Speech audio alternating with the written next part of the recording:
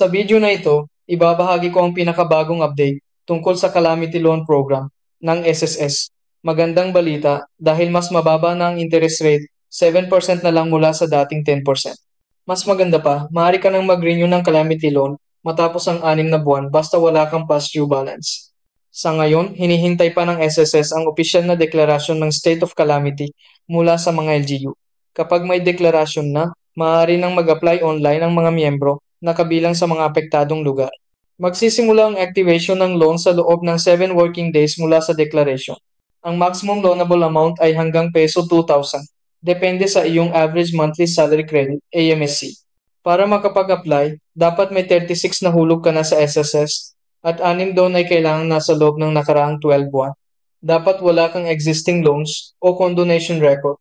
Ang aplikasyon ay sasagawa online sa SSS website at ang loan proceeds ay papadala sa iyong UMID card o PesoNet Enrolled Bank Account.